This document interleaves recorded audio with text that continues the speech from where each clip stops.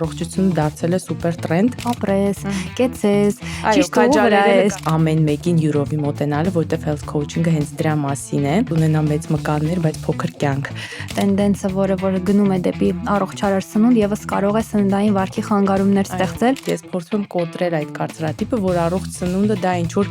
անհամ եւ տգեղ բան է, երեկոյից թրջած ինչ որ կրուպաներ, ծավալեղեն։ Ինչ եմ կերել, այսօր ոչ մի բան չեմ Ոչ մի կերել։ բան չեմ, ես շատ չեմ խոսում ճիշտ է դրա մասին։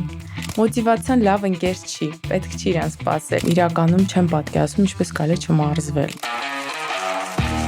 Ողջույն, ես Դինան եմ, ու սա իմ ու Օրանժի հետ համատեղ արդեն 8-րդ մոտեցումն է։ Այսօր իմ հյուրը Orange Fitness ակումբի անդամ, health coach Գայանե Քոչարյանն է։ Գայանե ջան, ողջույն։ Շատ շնորհակալ եմ, որ ընդունել ես մեր ոդկասթի հյուրը լինելու հրավերը։ Այսօր խոսելու ենք health coach-երից, քո անձնական փորձառությունից եւ ֆիթնեսում քո անցած ճանապարհից։ Հուսով եմ եւ վստահ եմ, որ հետաքրքիր զրույց կստացվի։ Ողջույն, շնորհակալ եմ հրավերի համար։ Կարծում եմ այո կստացվի։ Միանգամից անցնելով առաջին հարցին, խոսենք health coach-երից։ Ովքեր են այս մասնագետները եւ ինչով են նրանք տարբերվում մարզիչներից եւ սննդաբաններից, գուցե իրար հետ վերցված։ Շատ լավ, ես նկարագրեմ, թե ինչ է անում health coach-ը եւ ինչ չի անում եւ կարծում եմ արդեն པարզ կդառնա այդ տարբերությունը։ Ուրեմն health coach այն մասնագետն է, որը օգնում է մարդուն իր վարքագծի կանոններով առողջ սովորություններ յուրացնելով բարելավել իր առողջությունը, սննդակարգը, ապրելակերպը։ Օգնում է մարդուն սահմանել իրատեսական նպատակներ եւ ուղեկցում է նրան դրանց հասնելու ճանապարհին։ Health coach-ը մարդուն եւ ընդհանրապես առողջությունը դիտում է ամենալայն տեսանկյունից, գտնելով, որ մարդ պետք է առողջ լինի եւ իրեն լավ զգա իր կյանքի բոլոր ոլորտներում, այսինքն թե ֆիզիկական առումով, թե մենտալ, թե սոցիալական եւ ոչ թե օրինակ լինի գեղեցիկ, բայց ներսում իրեն զգա շատ վատ կամ պատկերավոր ասած ունենա մեծ մկաններ, բայց փոքր կյանք։ Եվ այս առումով health coach-ը դա ինչ որ ամեն ինչ իմացող մասնագետ է, էքսպերտ է, չի որ ուղղակի մարդուն ասում է ինչն է լավ, ինչը վատ, ինչպես անել, այսինքն ինֆորմացիա փոխանցող չէ, այլ օգնում, ուղղորդում եւ ոգեշնչում է եւ այս բառերը կարեւոր են մարդուն քայլեր ձեռնարկել իր ինքնազգացողության բարելավման համար։ Եվ ի տարբերություն սննդաբանության, health coaching-ը սննդակարգի մասին չէ կամ միայն սննդակարգի մասին չէ, այն մարդու մասին է,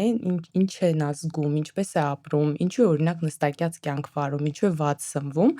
Եվ այս առումով այն նաև մեծ մասամբ հոգեբանության եւ միջանձնային հմտությունների մասին է։ Եվ սննդաբանից տարբերվում է նաև նրանով health coach-ը, որ health coach-ը չի գրում ռացիոն, հաշվում կալորիականություն, այսինքն նա կարող է դա անել եւ սննդաբանի ողջ գիտելիքները մեր ուսման ընթացքում մենք ստացել ենք որպես health coach-ներ, բայց health coach-ը ավելի շատ աշխատում է մարդու վարքագծի հետ, օգնում նրան յուրացնել առողջ սովորություններ, որոնք ի վերջո վերածվում են ապրելակերպի, այսինքն ավելի երկարաժամկետ է, քանի որ խոսում ենք ապրելակերպի մասին, այլ ոչ թե ժամանակավոր ինչ որ դիետայի մասին։ Հույսով եմ կարողացա փոխանցել, թե ով է health coach-ը։ Միանշանակ, իսկ երբ ու ինչու որոշեցիր ընտրել այս ուղին ու անցնել այս մասնագիտացումը։ Ուրեմն նախ դրան դրդեց ընդհանուր կոնտեքստը այն առումով, որ այժմ կարծես առողջությունը, ես սիրում եմ ասել, որ առողջությունը դարձել է սուպեր տրենդ եւ ողջունելի է, բայց կարծում եմ մարդիկ ավելի շատ են սկսել զբաղվել իրենցով, իրենց առողջությամբ, ավելի շատ են սկսել մարզվել եւ ավելի բծախնդիր են, թե ինչ են ուտում։ Եվ այս առումով ես կարծում եմ առողջապահական համակարգում ոչ միայն Հայաստանի ընդհանուր առմամբ կար մի բաց, այս միջանկյալ մասնագետի բացը եւ ինձ թվում է հենց դրա համար է ընդհանուր առմամբ ստեղծվել նաեւ այդպես է ստեղծվել այս մասնագիտությունը, երբ որտեղ նայեք կան բժիշկներ, որոնք իրենց կարևոր առաքելությունն են անում, բայց նրանք չունեն այդ ժամանակը, օրինակ մարդուն ամենօրվա ռեժիմով օգնել եւ ուղղորդել բարելավել իրենց կյանքը։ Եվ այս առումով health coach-ը կարող է լինել հենց այն մարդը, ով օրինակ այն մասնագետը, ով օգնում է մարդուն, օրինակ իրականացնել այդ բժշկի տրված խորհուրդները, հա, օրինակ եթե պետք է փոխել կյանքը նստակյաց կյանքից, ինչպես անել եւ այլն, ես զգացի այդ բացը նաև մեր երկրում, այսինքն նախ այս ընդհանուր առմամբ սա դրդեց եւ դրան զուգահեռ այս ճանապարհին, այսինքն առողջ ապրելակերպի ճանապարհին իմ անձնական ուղին բերեց հասցրեց մի կետի, որ զգացի, որ ես ինքս կարող եմ այդ առումով օգտակար լինել նաև այլոց, ընդ որում խոսքը գիտելիքի մասին չէ, որովհետև այդ գիտելիքը բոլորը համացանցից կարող են ստանալ, բայց մարդ կարող է ունենալ գիտելիք, բայց չիմանա թե ինչից սկսի օրինակ, կամ ինչ քայլերով առաջ գնա, կամ որն է առաջնահերթությունը, եւ շատ անգամ մարդ նաև կարիք ունի ինչ-որ մեկին, ում հաշվետու կլինի եւ ով նրան աջակցություն ցույց կտա այդ ճանապարհին։ Այսքանը սրանք դրդեցին այս գործոնները։ Իրականում այնքան հետաքրքիր բան ասացիր, որ օրինակ ես, եթե ինչ-որ մի բան անում եմ, անգամ դպրոցական տարիներից ինձ պետք է եղել, որ ինչ-որ մեկը ասի ապրես, կեցես, ճիշտ ուղու վրա ես, ճիշտ ճանապարհին ես։ Եթե անգամ ես գիտեմ, որ ես ամեն բան ճիշտ եմ անում, ինձ միշտ այդ ավելի գիտակ, ինչ-որ էքսպերտի կարծիք լսելը ինձ համար միշտ կարևոր է եղել ու կարծում եմ, որ շատեր ունեն այս խնդիրը, եթե անգամ իրենք գիտեն, որ իրանք ճիշտ ուղու վրա են, այդ կողքից մեկը, որ իրենց անընդհատ կքաջալերի եւ կցապահարի, այո, միանշանակ ինձ թվում է, որ դա շատ-շատ է օգնում։ Իսկ ներկա պահին գործունեություն ծավալում ես։ Այո, այդ ոլորտի մասին է խոսքը, էլի ավելի շատ։ Այո, ես ունեմ անհատական ծրագիր քոուչինգի եւ ներկա պահին ունեմ կանայք, որոնք անցնում են այդ անհատական ծրագիրը եւ բացի այդ ես մոտ մի քանի ամիս առաջ հեղինակել եմ մեր շեֆ-խոհարարի հետ մի մենյու, G-մենյու, որը առողջարար, սննդարար ուտելիքի մասին է եւ այժմ անդադ զբաղվում եմ դրա կատարելագործմամբ եւ նոր ուտեստների մշակմամբ եւ հիմա G-մենյուի շրջանակներում նաև նոր պրոդուկտի վրա ենք աշխատում շեֆ-խոհարարի հետ, որպեսզի լինեն սննդի առաքման օրական փաթեթներ այն մարդկանց համար, որոնք ուզում են առողջ սնվել, բայց ժամանակ չունեն ինքնուրույն պատրաստելու, կամ միգուցե որոշ ինչ-որ սննդակարգի շրջանակներում որոշակի կալորիականությամբ արդեն հաշված սնունդ է անհրաժեշտ, այժմ այդ պրոդուկտի վրա ենք աշխատում, հույսով եմ հունվարից, ամենաուշ փետրվարից արդեն պատրաստ կլինի։ G-մենյուին դեռ կանդրադառնանք, դա իմ հարցաշարում սենց շատ կարևոր կետ է զբաղեցնում, բայց մի բան ֆիքսեցի, ուզում եմ ավելի բացենք փակագծերը, խոսքի մեջ նշեցիր կանայք։ Ուզում հասկանամ, տղամարդկանց հետ չես աշխատում, թե տղամարդիկ չեն դիմում, թե տղամարդկանց դա պետք չի, այս լոկալ փորձը եւ միջազգային փորձը ինչը ներկայացնում էլի իրենից։ Չէ, նախ պետքա բոլորին, ուղղակի գիտեք, երբ որ դու որոշում ես ինչ-որ բանով զբաղվել, օրինակ health coaching-ում, նաև դու պետքա ունենաս քո հաճախորդի, այսպես ասած, ավատարը, այսինքն դու ում ես պատկերացնում, թե տարիքային, թե սեռի առումով, եւ ում հետ ես աշխատելու եւ օրինակ ինչ-որ դեպքեր, որոնց հետ դու գիտես, դու որոշել ես չես աշխատելու, այսինքն եթե քեզ դիմեն այդ մարդիկ, չգիտեմ, տարիքի առումով, միգուցե ինչ-որ հիվանդություններ ունեցող, միգուցե սեռի առումով դու չես աշխատելու եւ երբ որ ես իմ այդ ավատարը գրում էի, չգիտես ինչու տղամարդու չէի պատկերացնում։ Ինձ համար դա ավելի միջին տարիքի կանայք են, բայց ես հատուկ ոչինչ չեմ արել դրա համար, բայց այնպես է ստացվել, որ հենց կանայք էլ դիմում են։ Հիմա շատ տրենդային է, մանիֆեստ ես գուցե արել դրա համար, կանայք էլ դիմում են։ Բայց միևնույն ժամանակ ես անհատական ծրագրից բացի արել եմ նաև մարաթոններ եւ այդ մարաթոնի մեջ օրինակ տղաներ եղել են, այսինքն եղել է խումբ 30 հոգանոց, օրինակ, որի մեջ 3 տղամարդ կար։ Այսինքն այդ ֆորմատով կար, բայց անհատական չեն դիմել։ Ամեն դեպքում եթե դիմեն, ես այնպես չի որ կմերժեմ, բայց այնպես է ստացվել, որ ավելի շատ կարծես կանանց շրջանակում է այս պահանջարկը։ Մի հարց, մենք Instagram-ում իրար շատ-շատ վաղուց ենք հետևում, անգամ չեմ էլ հիշում երբվանից, անհիշելի ժամանակներից, բայց ես Instagram-ում post-եր չեմ տեսնում գործունեության մասին, կամ օրինակ այդ մարաթոնների մեկնարկների մասին ես post-եր չեմ տեսել։ Ինչպես են մարդիկ իմանում այդ մարաթոնների մասին, ինչպես են գրանցվում, ինչպես են քեզ գտնում, որովհետև վստահ եմ հիմա դիտորդներից ու ընկերներից շատերը գուցե ուզեն օգտվել մարաթոններից կամ անհատական ծառայություններից։ Մարաթոն ճիշտ է, շատ 1 տարի առաջ եմ արել, վերջին անգամ, դրա համար երևի հիմա չեք տեսնում, բայց այնուամենայնիվ Instagram-ում կար ինֆորմացիա, այսինքն Instagram-ի միջոցով էին իմանում, ուղղակի վստահ չեմ, որ դա այն ֆորմատն է, որ ուզում եմ շատ հաճախակի անել, որովհետև բավականին մեծ էներգիա է պահանջում քեզանից, անընդհատ այդքան մարդկանց հետ շփվելը եւ ամեն մեկին յուրովի մոտենալը, որովհետև health coaching coaching-ը հենց դրա մասին է։ Ես ավելի շատ սիրում եմ իմ անհատական ծրագիրը, որ ինչ-որ մեկի վրա ես կենտրոնանում։ Մարաթոն, եթե լինի, անպայման Instagram-ում կլինի և կտեսնեն բոլորը, բայց այժմ չեմ պլանավորում։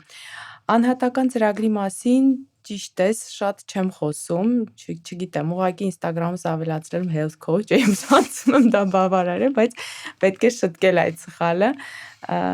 և ավելի շատ խոսալ դրա մասին։ Ես փաստում եմ, որ Այո։ Instagram-ում ակտիվ լինելը շատ բարդ է, հատկապես երբ այդ մեղմ շեմը անձնականից անցնում է գործնականի և իրոք շատ էներգիա է տանում։ Այժմ ավելի Բայց- շատ աշխատում է այդ, որ իրար փոխանցում են, խոսքից խոսք, ինչ-որ այդ տարբերակով է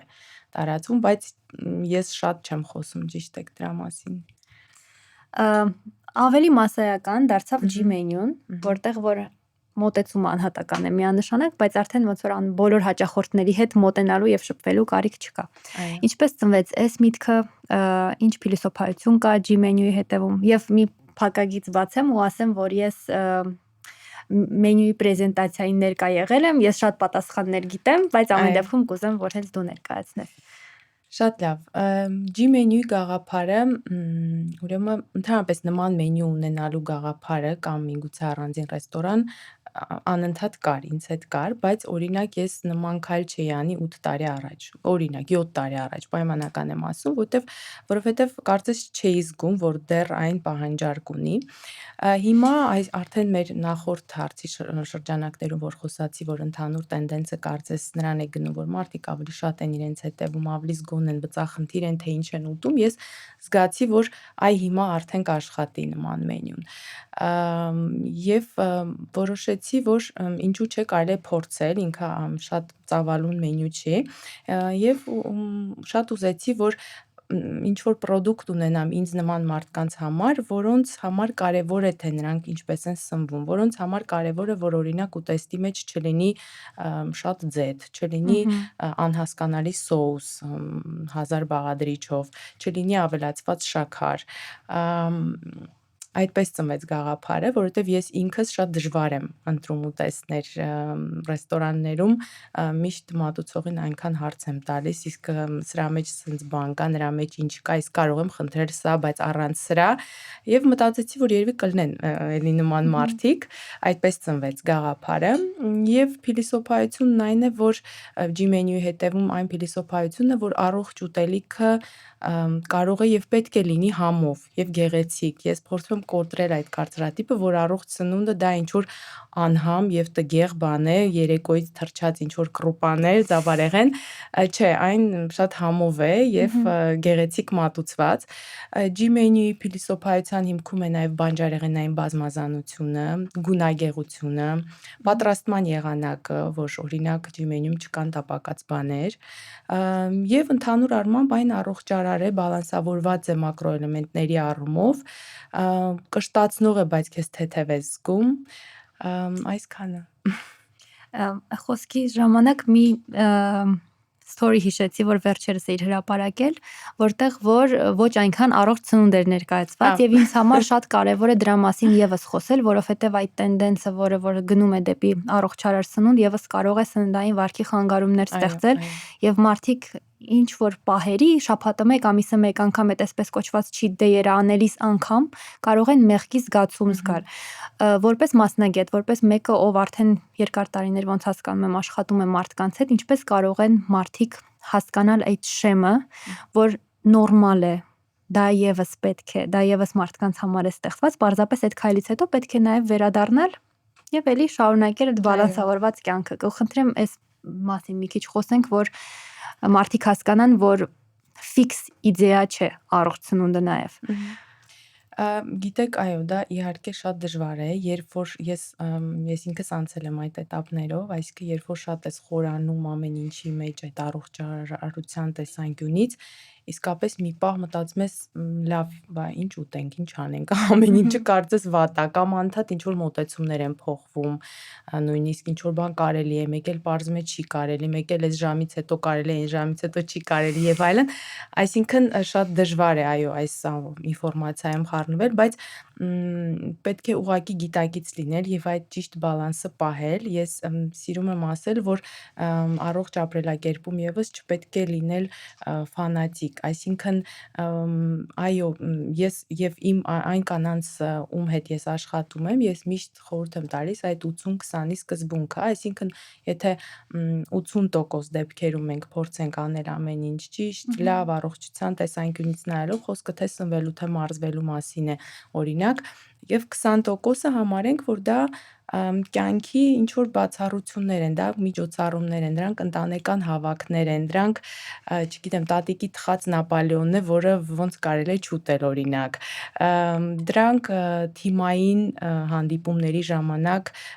team building-ի շրջանակներում միգուցե, չգիտեմ, խաշ ուտելն է, օրինակ, այսինքն դա նորմալ է, այդ 80-20-ի սկզբունքը եւ մենք չենք կարող միշտ ամեն ինչ իդեալական անել,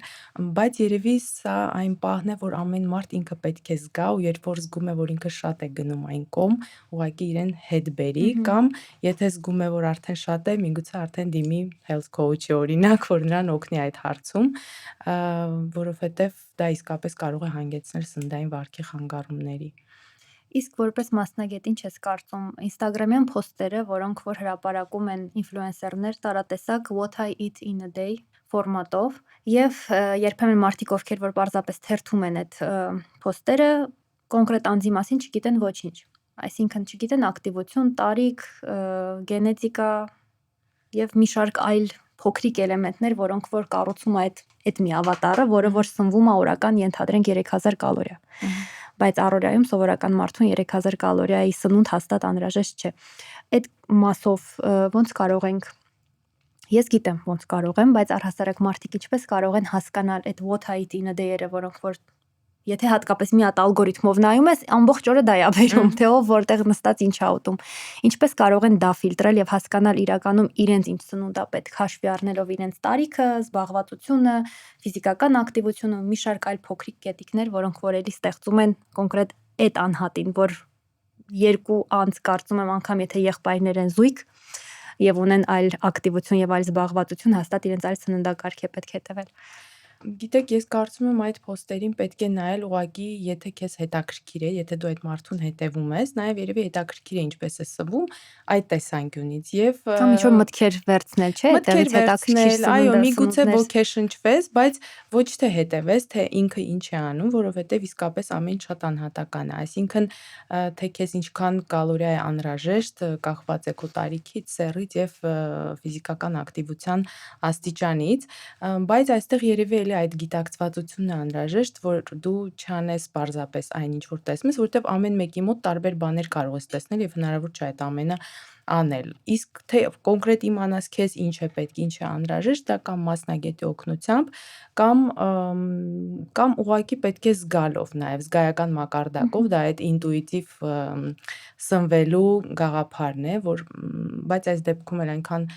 լավ պետք է ճանաչես ինքդ քեզ, որ զգաս հստակ օրգանիզմիդ ազդակները։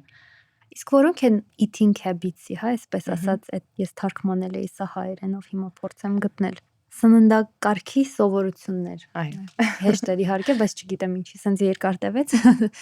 Սննդակարգի սովորությունների հետ կապված, որոնք են մեր իրականության մեջ ամենատարածված սխալները։ Կամ եթե գուցե մեր իրականության մեջ, որ ասում եմ գուցե շատ ընդհանրային է, քո հաճախորդների շրջանում, այսպես ավելի Շատ փոքրացնենք շրջանակը, բայց նշեմ մի քանի բան, որ միանգամից եկավ մտքիս, որ իսկապես լայն տարածված է դրանք, դա օրինակ քաղցր գազավորված ըմպելիքների օգտագործումն է լայնատարած, այդ առիթներին էլ չէ, սեղաններին դրած է եւ դու տեսնում ես մարդ ուտելուց անընդհատ ավելի շատ այդ լիմոնադներն է խմում, քան թե ինչ որ բան է ուտում, երևի դրանք են, հաճախակի սնվելն է, այսինքն միջուտեստների հաճախականությունը, որը կապված չէ մարդու ֆիզիոլոգիական սովի հետ, այսինքն օրինակ մարդ նախաճաշեց ժամը 9-ին պայմանական։ Մի ժամից աշխատանքի վայրում սուրճ խմենք, դե բնականաբար սուրճ ուղեկցվում է ինչ-որ բաներով, միայն սուրճ չի շատերի մոտ,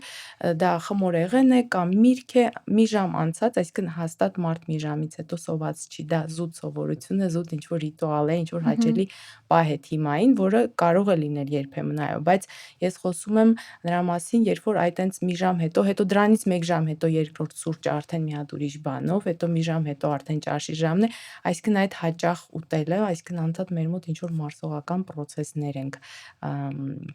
են տեղի ունենում, որը ճիշտ չի, պետքա թողնել, որպեսզի ինչ-որ կերել ենք տեղի ունենա նորմալ այդ մարսողություն եւ մի քիչ էլ հանգստանան այդ համակարգերը։ Հաճախակի միջուտեսներն են բանջարեղենային բազմազանության բացակայությունը։ Երբ որ ես իմ աղջիկների հետ օրինակ ասում եմ, ինչ բանջարեղեն ես սիրում, ինչ ես ուտում, չեմ ասում բոլորի իհարկե, բայց շատերի մոտ կա լոլիկ վարունգ, այսինքն լոլիկ վարունգ, անդադ դա է եւ բայց չէ որ կան շատ ուրիշ տեսակներ բանջարեղենի եւ շատ օգտակար։ Այդ բանջարեղենային բազմազանությունը։ Հետո մի շատ կարևոր սովորություն, որ կարծում եմ շատ բազային է, շատ պարզ է թվում, բայց շատերի մոտ չկա, ինչ որ շատ բառ շատ եմ օգտագործում, դա արագ սնվելն է, ոչ երկար ծամելը, որը չափազանց կարևոր է առողջ սնվելու տեսանկյունից, դրան բերում է նաև կյանքը, մարդիկ միգուցե շատ շտապում են, ինչ որ գործերի մեջ են եւ արագ են սնվում, բայց այդ երկար ծամելը շատ կարևոր սովորություն է, որ բոլորին անհրաժեշտ է։ Երևի այսքանը ամենից տարածվածները, որոնք միանգամից եկան մտքիս։ Միջուտեսների մասով մի բան ասեմ, ես ինքս ունեմ շատերին շրջապատում, որ իրենք դա չեն էլ հիշում։ Այո։ Դա է խնդիրը, որ ասում են, բայց ինչ եմ կերել, այսօր ոչ մի բան չեմ Ոչ մի կերել։ բան չեմ կերել, ասում ես մի րոպե, մի հատ կասես կոնկրետ, ես դրա համար մեր ծրագիրը, իմ ծրագիրը անհատական, մենք սկսում ենք նախ սննդային օրագիր վարելով, մի 10 օր, ու ես ասում եմ, ինձ նկարի ուղարկի ցանկացած բան, ինչ ուտում ես։ Օրինակ, սեղանի մոտով անցնում ես, այդ ափսեի մեջ դրված է, օրինակ նուշ, մի հատ sense նուշ վերցրեցիր, գնացիր, նկարի, էդ էլ նկարի։ Ու շատ հաճախ հենց այդ սննդային օրագիր վարելու ընթացքում մարդինքն է արդեն հասկանում, որ ինքը իրականում ինչքան է ուտում եւ տարբեր ժամերի ու անկապ բաներ ու ոչ առողջարար բաներ ու որ կարող ես չուտել։ Այսինքն այդ մի հատ նուշը, հետո մի հատ կոնֆետ, մի հատ թեկուզ խնձոր ընդհանուր ափսեից ինքը արդեն գալիս է եւ դառնում է ինչ-որ։ Մի բան հարցնեմ, մի մասնագետ կար, եթե չեմ սխալվում, ինքն իրեն կնքել էր The Sugar Goddess, Glucose Goddess, համարյա մոտ էի։ Ջեսի ինչը սպի, եթե ճիշտ եմ ասում, որտեղ ճիշտ դժվար է արտաբերում։ Հերթականության մասին, սնունդ ընդունելու հերթականության մասին, որ ես, չգիտեմ, միանշանակ ինչ-որ կարծիք ունեմ, արդյոք այդքան չեմ խորացել, որ ինչ-որ կարծիք ունենամ, անկեղծ ասած, բայց ինձ հետաքրքիր է քո կարծիքը, արդյոք կապ ունի, թե ինչն ես առաջինը ուտում։ Եվ հերթականությունն էլ մի հատ նշենք էլի, թե ինքը ինչ է ասում, ես որպես ոչ մասնագետ զերծ կմնամ եւ չեմ հաջորդականությունը չեմ նշի, բայց վստահ եմ դու շատ լավ հիշում ես։ Հա, ինքը խորհուրդ է տալիս սկսել բանջարեղենից, մարաթելեր, որպեսի լցնեն միանգամից ստամոքսը, հետո, եթե չեմ սխալվում, սպիտակուց եւ միայն վերջում ածխաջրեր։ Տրամաբանական է իհարկե, բայց իմ կարծիքով ավելի կարևոր է, որ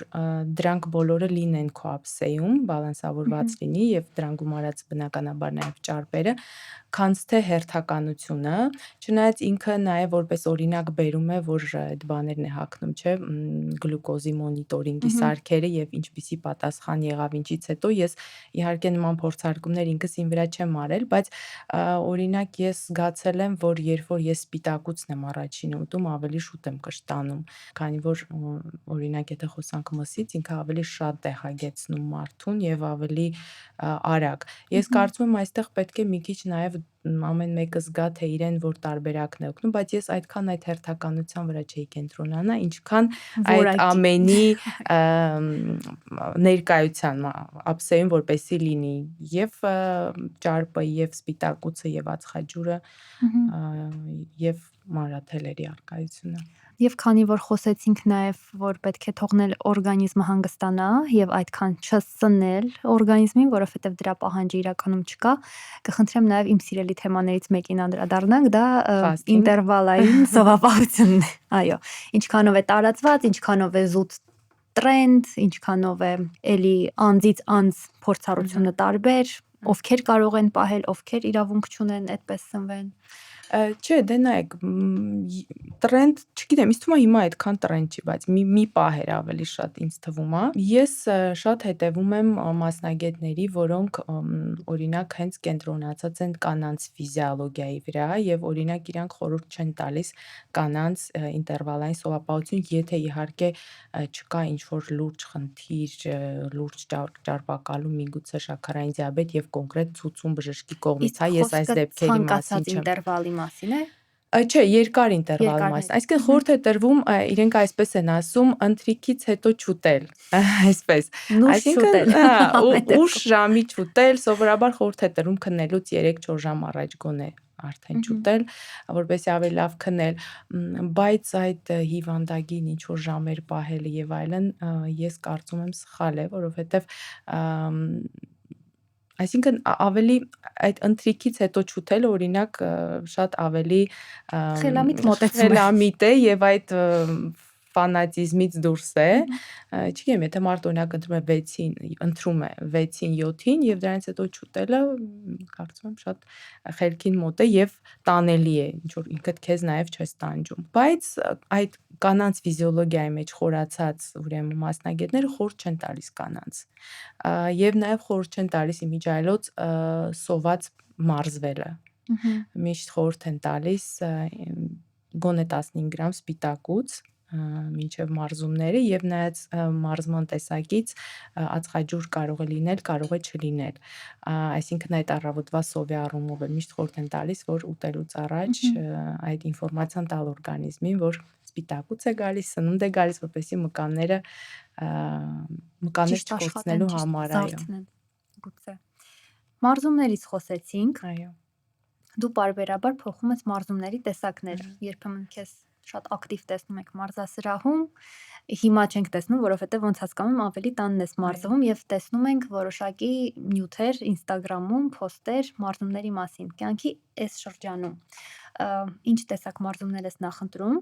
Չեմ էլ հարցնում մարզվում ես թե ոչ, որովհետև վստահ եմ, որ մարզվում ես։ Միանգամից հարցնում եմ ինչ տեսակ ես նախընտրում եւ ինչու կյանքի այս փուլում հենց դա։ Ճիշտ ես, մարզվում եմ միշտ ու իրականում չեմ պատկերացնում ինչպես կարելի է չմարզվել։ Երբ որ ինչ-որ հիվանդության կամ ճամփորդությունների պատճառով մի քանի օր բաց եմ թողնում, կարծես խեղդվում եմ, ինչ-որ բանի պակաս եմ զգում, այնքան է արդեն դարձել ապրելակերպ եւ միշտ կա իմ կյանքում սպորտը, մարզումները։ Շատ երկար տարիներ մարզվում էի տանը, անկեղծ ասած, շատ հարմար է, որովհետեւ նախ ժամանակ ես խնայում, մանավանդ այս խցանումների պայմաններում ինչ-որ միտեղ հասնելու համար, երկրորդը կախված չես մարզիչի գրաֆիկից, որը կարող է ինչ-որ ժամ քեզ ասել, որ քեզ ընդհանրապես հարմար չէ։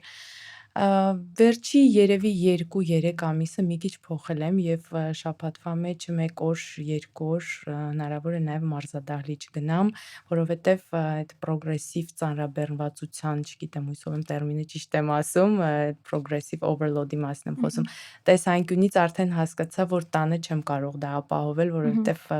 այլ սարքավորումների կարիք կա կամ ավել քաշերի։ Դժվար է, երկար տարիներ տանը մարզվելուց հետո այդ կոմֆորտ զոնայից դուրս ես գալիս, բայց հիմա փորձեր եմ անում, այո, վերադառնալ մարզադահլիճ։ Տնային մարզումները երբեմն բարդ են զուտ դիսցիպլինայի եւ ժամանակի կառավարման տեսանկյունից։ Օրինակ, երբ մարդիկ ասում են ես տանը կմարզվեմ, լավ, այս սուրճը խմեմ, նոր մարզվեմ։ Լավ, մի հատ այս հաղորդումն էլ նայեմ, հետո նոր մարզվեմ։ Լավ, մի հատ սա էլ անեմ ու հասկանում եմ, որ օրինակ օրը վերջացավ եւ իրենք այդպես էլ տանը չմարզվեցին։ Սեփական փորձով ինչպես կարելի է սա կառավարել եւ իրականում տանը լինելով եւս մարզվել, որովհետեւ շատերը ընտրում են հենց մարզասրահ տարբերակը ինչու, որովհետեւ երբ վարում հասնում ես մարզասրահ կամ օրինակ տաքսի ես կանչում գնում ես մարզասրահ, ուզած չուզած մարզվում ես, էլ հետ դարձ ճանապարհ չկա։ Չէ, բայց տանը լինում է, շատ որ ասում են մարզասրահ, բայց անդադ հեռախոսով են խոսում։ Ես կամ նման սրճարանից մարդկանց են օգտվում։ հանդիպել եմ, այո։ Ամեն դեպքում տանը ինչպես ես կարողանում սեփական փորձով ինչ խորհուրդ կտաս, ինչպես կարելի է սա կարգավորել եւ չգայթակղվել հեռախոսազանգերով, Սուրճով։ Instagram-յան scrollingներով, սուրճով կամ հեռուստացույց դիտելով։ Գիտեք, ընդհանրապես թե տանը, թե ոչ տանը մարզվելու դեպքում համար ընդհանրապես մի շատ կարևոր հմտություն կա, որը լավ է յուրացնել, դա ժամանակ հատկացնելու հմտությունն է։ Այսինքն, ինչ նկատի ունեմ, եթե մարդ որոշել է մարզվել, նա պետք է ուղղակի ժամանակ հատկացնի դրան եւ դա գրի իր օրացույցի մեջ, կալենդարի մեջ, որ օրինակ ես երկուշաբթի, երեքշաբթի, չգիտեմ, ուրբաթ օրերը ժամը 12-ին, հա, քեզ հարմար ժամ ես ընտրում, մարզվելու եմ։ Եվ դու դրան ժամանակ ես հատկացնում, ճիշտ այնպես, ինչպես դու ժամանակ ես պահում ինչ որ հանդիպման համար, չէ՞, մեկի հետ պայմանավորում ես, գրում ես, դու գիտես, որ դու այդ ժամին ուրիշ բան չես կարող անել։ Այսինքն ճիշտ այդպես դու պետք է պլանավորես քո մարզվել, այս ժամին մարզվելու եմ, վերջ, այդ ժամը ու դու այդ ժամին չես պլանավորում ուրիշ բան։ Իհարկե մարդիկ կան, որ մի քիչ ավելի լավ են դիսցիպլինայից, մարդիկ կան ավելի վատ, բայց պետք է ուղղակի սրա ուղղությամբ աշխատել, այսինքն այդ ժամանակը հատկացնել, որոշել եւ անել։ Եվ նաեւ նախապատրաստվելը, պլանավորելը շատ էլի կարևոր հմտություններ են, հա, օրինակ, միգուցե ինչ որ մեկին ավելի կօգնի եւ կմոտիվացնի այն, որ այդ սպորտային հագուստը արդեն պատրաստի, դնի կոշիկները, որպես ինչ որ հիշեցում անընդհատ աչքի դիմաց, ինչ որ նման բաներ, բայց այդ ամենակարևորը համարում եմ այդ ժամանակ հատկացնելը։ Եվ երբ մոտիվացիան էլ կորում է, նոր սպորտային հագուստներ ձեռք բերել։ Օրինակ ինձ համար դա շատ լավ աշխատում է։ Այո, բայց մոտիվացիան էլ, չգիտեմ, մոտիվացիան լավ ընկեր չի, պետք չի իրան սպասել, ինքը կարող է լինել, կարող է չլինել, մի օր տրամադրություն ունես, մյուս օրը չունես, մի օր շատ զբաղված ես, ես սիրում եմ ասել, որ պետք է գործել, գործողություն պետք է լինի մոտիվացիայից առաջ, այսինքն ոչ թե սպասես այդ մոտիվացիան, որտեվ ինքը կարող չգա, հենց էլ չգա, կամ չգիտեմ երբ գա, այսինքն նախ պետք է գործես եւ ավելի հաճել է հենց այդ զգացողությունը, երբ որ դու ինչ-որ բան արեցիր ու դրանից մոտիվացվում ես, ինչքան լավ ես, չէ՞, քեզ զգում մարզվելուց հետո ասում ես ինչ լավ էր մարզվեցի, այ պետքա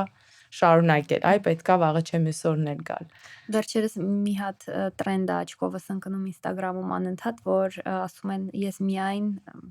փոշմանում եմ այն վազքերի համար, որոնց չեմ գնացել։ Հա, Այսինքն անկախ նրանից լավ է, վատ է, երկար է, այո, դիստանցիան կարճ է, ամեն դեպքում միշտ այդ գոհունակությունը հետո դու զգում ես։ Ու այո, միայն դժգոհ ես լինում այն դեպքերում, երբ նախընտրում ես նույն scrolling-ը անել այո, այդ 30 րոպեն, ասելով որ ժամանակ չունեիր։ ճիշտ է, համաձայն եմ։ Instagram-ից ու տրենդներից խոսեցինք, վերջերս էլի կա տրենդ, որ 30-ից առաջ հետո ինչպես է կյանքը փոխվում, արժեքները փոխվում, նախընտրությունները փոխվում, քանի որ երկուսս էլ այդ շեմը անցել ենք արդեն, կխնդրեմ քո օրինակով ասես, ինչ փոփոխություններ ես նկատել։ Դե առողջությամբ պետք է զբաղվել միշտ, իհարկե ես կարծում եմ սա մի բան է, որ ընտանիքներում պետք է երեխաներին փոքրուց սերմանել, թե առողջ սնվելը եւ թե մարզվելը։ 30-ից հետո, այո, երկուսս էլ 30-ն անցենք եւ երկուսս էլ կին ենք, էլի փորձեմ մի քիչ այդ տեսանկյունից նաեւ խոսալ, թե ինչ փոփոխություններ են լինում եւ 30-ից հետո հիմնականում կանանց մոտ սկսում են հորմոնալ փոփոխություններ, 30-ից սկսած օրինակ նվազում է աճի հորմոնը, պրոգեստերոնը, 40-ից հետո արդեն էստրոգենները եւ հակառակ այլ մետաբոլիկ հորմոններ, ինչպիսիք են օրինակ ինսուլինը կամ լեպտինը կարող են աճել եւ այս հորմոնալ փոփոխությունները բնականաբար բարդացնում են կնոջ կյանքը եւ ազդում են ինքնազգացողության վրա, կարող է լինել նյութափոխանակության դանդաղում, ախորժակը կարող է ավելի լավ լինել, լյարդը, որ ամենակարևոր օրգաններից մեկն է նույն հորմոնների դետոքսիֆիկացիայի համար, սկսում է ավելի ծանրաբեռնված աշխատել, աղեստամոքսային համակարգի աշխատանքն է փոխվում եւ բնականաբար այս ամենը չես կարող հաշվի չառնել եւ պետք է լինես ավելի զգոն, բացի այդ 30 տարեկանից սկսում է մկանային զանգվածի հետզհետե նվազում, եթե չեմ սխալվում 10 տարին 1-3%-ով 30-ից 80 տարեկանի ընթացքում ինքը այդ այդ տեմպով սկսում է նվազել, իսկ մկանը մեզ համար դա մի կարևոր բնական ռեսուրս է, շատ արժեքավոր, որ մենք պետք է հատկապես կանայք, բոլորը, բայց հատկապես կանայք ամեն ինչ անեն, որպեսզի այն չկորցնեն, չնվազեն։ Եվ բացի այդ, ինչպես պետք է միտքը լինի, 25-ից 35 տարեկանները թե տղամարդկանց եւ թե կանանց մոտ համարվում են ամենապիկայինը ուժի, դիմացկունության, տոկունության տեսանկյունից, արագության տեսանկյունից եւ չօգտագործել այդ բեղմնավոր տարիները հետագա ավելի մեծ տարիքի համար, այդ հիմքը դնելու համար ուղղակի կարծում եմ հանցագործություն է, այսինքն պետք է այդ բազան ստեղծել, որ ավելի տարեց տարիքում կարող լինել ավելի եւ ինքնուրույն։ Շատ հետաքրքիր բան նշեցիր հենց մկանների հետ կապված ու օրինակ 25-ից 30-ում դա սկսելու, էլ չեմ ասում, որ ավելի վաղ է պետք եւ ցանկալի որ սկսվի։ Մարդիկ կան մտածում են, որ արդեն ուշացել են։ Կան, որ ասում են օրինակ մեծ տարիքում չի կարելի ուժային մարզումներ անել։ Ու երբեմն երբ ասում ես ուժային մարզումներ, իրենք պատկերացնում են, որ անպայման պետքա քո քաշից 4 անգամ ավել դնես պարանոցիդ եւ ինչ որ վարժություններ անես կամ գետնից պոկես հրես եւ այլն եւ այլն։ Կուզեմ սրա մասին խոսենք, որ նախ երբ ասում ենք ուժային մարզում, դա չի նշանակում ահռելի օլիմպիական քաշեր եւ արդյոք կա ինչ որ տարիք, որ այդ տարիքից արդեն անիմաստ է սկսելը եւ ուշ է։ Եթե կարճ ասեմ, որ երբեք ուշ չէ։ Խոսքը սրան էր վերաբերում, ես այս պատասխանն եմ ուզում լսել։ Իսկ եթե ավելի ծավալվենք, գիտեք, ամեն ինչ տեղն է ընկնում, եթե դրան նայում ես առողջության տեսանկյունից։ Իսկ ես սիրում եմ այդ տեսանկյունից նայել։ Այսինքն, երբեք ուշ չէ սկսել զբաղվել քո առողջությամբ, երբեք ուշ չէ սկսել քայլեր ձեռնարկել, որպեսզի բարելավել իմ ապրելակերպդ, որը ի վերջո բերելու է էլի առողջության բարելավման։ Եվ 80% սխրոնիկ հիվանդությունների, եթե չեմ սխալվում, դրանք հնարավոր է կանխարգելել ապրելակերպ փոխելով, սննդակարգ եւ ապրելակերպ։ Մարդկանց մահացության հիմնական պատճառ են հանդիսանում սրտանոթային հիվանդությունները, շաքարային դիաբետը, մետաբոլիկ համախտանիշը, իսկ դրանց վրա ազդող հիմնական գործոնները հենց նստակյաց կյանք, սննդակարգ, ծխախոտ եւ այլն, այսինքն ապրելակերպի հետ կապված գործոններ են։ Եվ երբեք ուշ չէ սկսել զբաղվել ուղղակի ինչ որ փոփոխություններով, որպեսզի չգիտեմ, օրինակ չվարել նստակյաց կյանք։ Եվ գիտեք, այդ երբեք ուշ չի շրջանակներում նաև ուզում եմ ասել, որ կյանքին պետք է նայել ոչ թե որպես սպրինտ, այլ որպես մարաթոն։ Եվ ուղղակի մտածել, որ ես հիմա հիմք եմ դնում այդ հետագա տարիների համար, այնպես որ երբեք ուշ չի։ Սրա հետ կապված նաև մի հետաքրքիր բան հիշեցի, կա այսպիսի հասկացություն հետաձգված կյանքի սինդրոմ, այսինքն երբ դու ինչ որ քայլեր ձեռնարկել, օրինակ նույն քո առողջության տեսանկյունից, կապում ես ինչ որ իրադարձությունների հետ, որոնք շատ հաճախ քեզնից կախված էլ չեն։ Դե եղանակները բացվեն, կգնամ լողի, դե տոներն անցնեն, կսկսեմ մարզասրահ գնալ, երկուշաբթիից կսկսեմ եւ այլն, եւ այսպես շարունակ կյանքը գնում է, ժամանակն անցնում է, այդպես էլ ոչինչ չես անում, իսկ ժամանակը այն արժույթն է, որը չես կարող գնել, չես կարող փոխառությամբ վերցնել եւ ցավոք սրտի չես կարող իմանալ, թե ինչքան է քեզ մնացել։ Այնպես որ երբեք ուշ չի։ Պետք է Եվ այս երբեք ուշ չէի թեմայով մի կարևոր բան եւս, չգիտեմ, դա մեր իրականությանն է բնորոշ թե առհասարակ մարդկությանը, որ շատերը սպասում են հայտնվի խնդիր, որ նոր գնան այդ խնդիրը բուժեն, խնդրի համար ինչ որ քայլեր ձեռնարկեն, որ խնդիրը վերանա, եւ այդ երբեք ուշ չէ տեսանկյունից կարելի է էլի երբեք ուշ չէ մտածելով սկսել, որ հետո չբուժես ինչ որ մեջքի ցավ, ենթադրենք։ Ճիշտ է, դրան պետք է նայել որպես ինչ որ պրևենտիվ կանխարգելիչ միջոց։ Ու մի հետաքրքիր բան եւս, հենց երեք ես հիմնականում ես կոմենտներ շատ հազվադեպ եմ գրում Instagram-ում, ես հիմնականում ավելի լայքողի եւ դիտորդի կերպարում եմ, բայց երեք մի հայտնի իմ սիրելի սպորտային ինֆլուենսերներից մեկի էջում տեսա 33 տարեկանի դեպ աղջիկը, չգիտեմ ազգությամբ հավանաբար ամերիկացի, ինչ որ մեկը իրեն կոմենտ էր գրել, ինքը 9 տարի առաջվա նկար էր post-ը եւ հետո, եւ ինչ որ մեկը հավանաբար տղամարդ գրել էր, որ ընդհանրապես ոչ մի տարբերություն չկա, Ու ինքը շատ երկար ինչ-որ sense բացատրում էր, որ այս ամենը իրականում ֆիզիկականի մասին չի, ես ինձ ավելի լավ եմ զգում, ես ինձ ավելի արագ եմ զգում, քան ենթադրենք 9 տարի առաջ։ Ես գրեցի, չգիտեմ ինչ եղավ, որ չկարողացա պարզապես մեջս պահել, ասում եմ, բայց միայն այն, որ դու 9 տարի անց ունես նույն տեսքը, ինչ 9 տարի առաջ, արդյոք սա հաղթանակ չէ։ Ու չես պատկերացնի, թե ինչ պոպուլար դարձավ իմ այդ կոմենտը, որ այս 2 րոպեն մեկ տարբեր ազգերի կանայք լայքում են, գրում են this exactly 100% եւ այլն, եւ դա եւս օրինակ շատերը կան, որ մարզվում են եւ իրենց թվում է, որ դա պարզապես ի վերուս տրված պարգև է կամ գենետիկա է, բայց եթե դու չես մարզվում, դու երբեք չես իմանա, թե 9 տարի անց օրինակ ինչ տեսք կունենայիր կամ ինչ խնդիրներ կունենայիր։ Հիմա հասարակ բանելի իմ փորձով ասեմ, ես վերջին շրջանում մի քիչ հոգեբանական տեսանկյունից ելնելով, ինչի մասին չեմ կարծում, որ հիմա պետքա խոսել, մի քիչ նվազեցրել եմ։ Մենք քննարկել ենք այս թեման իրար հետ, մի քիչ նվազեցրել եմ կոնկրետ մարզասրահաճախումներս եւ անկեղծ եմ ասում, ես հիմա հոգնածություն եմ զգում օրվա տարբեր պահերի եւ ունենում եմ որոշակի ցավեր, որոնք որ երբեք չեմ ունեցել։ Անկամ այն ժամանակ, երբ որ անում էի շատ ծանր մարզումներ եւ շատերը ինձ ասում էին, բայց պետք չի, դե ամեն դեպքում եւ այլն եւ այլն։ Իսկ երբ շատ ավելի ինտենսիվ էի մարզվում եւ շատ ավելի ակտիվ էի մառորյան, ես անգամ հոգնածություն չէի զգում։ Պարզապես ժամը գալիս էր եւ ես գիտեի, որ ինձ պետքա քնել։ Այսինքն այդ հոգնածություն բառը իմ առօրյայից պարզապես վերացել էր ու իմ սեփական փորձով անգամ կարող եմ ասել, որ շատ կարևոր է մարզվելը, շատ ու միայն ինքնազգացողության տեսանկյունից, առողջության տեսանկյունից եւ գիտեմ շատ դժվար է սկսել, շատ դժվար է լինել հետևողական եւ consistent, այո, բայց հենց դա է գաղտնիքը, նույնիսկ ոչ թե ինտենսիվությունը, այլ հենց հետևողականությունը, ռեգուլարությունը։ Ու եւս մի բան, որ շատերը մտածում են, որ յուրաքանչյուր պարապմունք պետք է լինի իրենց լավագույնը, այդ 100%-ը, բայց երբեմն պետքա գիտակցել, որ այդ օրվա քո միայն ներկայանալը գուցե կարող է այդ օրվա քո 100%-ն է։ Իհարկե։ Եվ կարող է որ լինել դու ընդհանրապես ուզում ես ձգումներ անել, այսինքն այդ տեսակ շարժումն ես նախընտրում, քո օրգանիզմին դա է պետք եւ դա էլ է նորմալ։ Այո, մի խոսքով մենք հորդորում ենք 30-ից կանանցով որ շարժվեք։ Այո։